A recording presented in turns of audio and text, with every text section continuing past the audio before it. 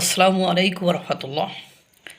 একুশে টেলিভিশনের ইউটিউব চ্যানেলে এখন যে নিউজটি দেখলাম, তাতে করে এটা স্পষ্ট বাংলাদেশকে দাঙ্গার দিকে নিয়ে যেতে একেবারে উঠে পড়ে লেগেছে ঢাকা বিশ্ববিদ্যালয়ের কিছু শিক্ষার্থী। মানে তাদের শিরোনাম ছিল এরকম: ঢাকা বিশ্ববিদ্যালয় থেকে হিন্দু নিধনের সাইবার ক্যাম্পেইন শুরু হয়েছে। টিএমডি হ্যাশট্যাগ ব্যবহার করে কিছু ছাত্ররা এই উস্কানিমূলক কর্মকাণ্ডটি সাধন করেছে বলে একুশে টেলিভিশন এই নিউজটি করেছে। সেখানে বেশ কিছু ইনফরমেশন সামনে নিয়ে এসেছে।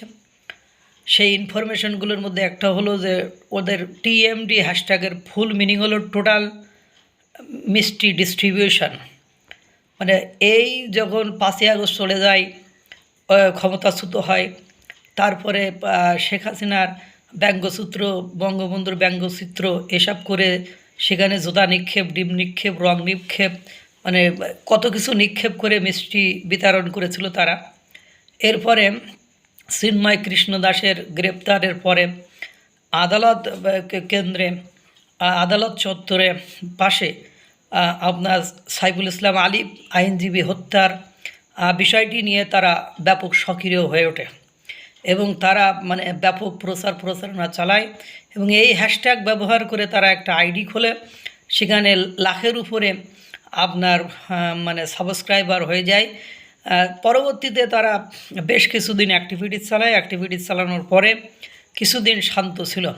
পরবর্তীতে আপনার এই যে পঞ্চগড় থেকে গাজীপুরের মহিবুল্লাহ মিয়াজি, একে অপহরণের যে একটা নাটক সাজায়, সেই নাটক সাজানোর পরে ওরা সাজায়নি, হয়তো বা কোনো একটা পক্ষ বা দল বা কেউ এটাকে নাটক সাজায়।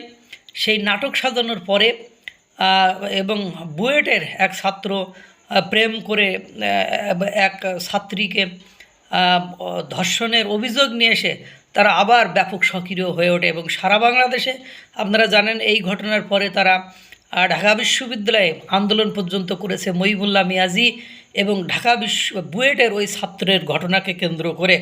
তারপরে তারা আবার সক্রিয় হয়ে ওঠে এবং আতাউল্লাহ বিক্রমপুরী নামক এক ব্যক্তি, সে তো প্রকাশ্যে ঘোষণা দিয়ে একেবারে নিধন করবে, পুরুষ হইতে হবে, মা হারালে হারাবে, বাপ হারালে হারাইবে, বোন হারালে হারাইবে, স্বামী মানে স্ত্রী হারাইলে হারাইব, এই ধরনের বক্তব্য দেয় এবং তাদেরকে জবাই করতে হবে, এই ধরনের বক্তব্য দিচ্ছে এবং এই আইডি ব্যাপক সক্রিয় হয়ে উঠেছে। ফ্যাক্ট চেকিং করে একুশে টেলিভিশন এই তথ্য দিয়েছে। অর্থাৎ ঢাকা বিশ্ববিদ্যালয়টিকে নিয়ে অনেকে যে মন্তব্য করে এটা একজন উচ্চতর মাদ্রাসা হয়ে গিয়েছে, মানে এটা মানে সন্ত্রাসীর একটা আঁকড়া হয়ে গেছে, এই ধরনের যে মন্তব্যগুলো করে, যদি টিএমডির একুশে টেলিভিশনের যে নিউজটি এটা যদি সত্য হয় তাহলে তো মনে করেন বিষয়টা ঘটে গিয়েছে বা ঘটায় দিয়েছে, এরকমই তো মনে হচ্ছে। এবং মিষ্টি বিতরণের যে ব্যক্তিবর্গ আছে ওরা ডাকসুতে আবার কেউ নির্বাচিতও হয়েছে, সে ছবিটাও আবার ওখানে আমি দেখলাম,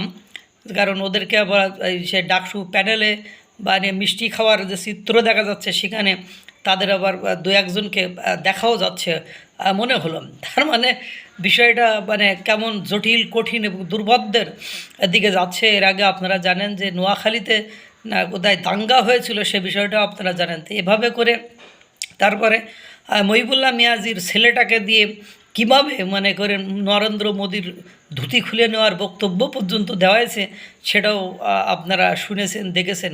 এই যদি হয় ঢাকা বিশ্ববিদ্যালয়ের অবস্থা, তাহলে তো বাংলাদেশের মানে ভাগ্য আকাশে চরম দুর্ভাগ্য অপেক্ষা করেছে, এটা বলার আর অপেক্ষা রাখে না।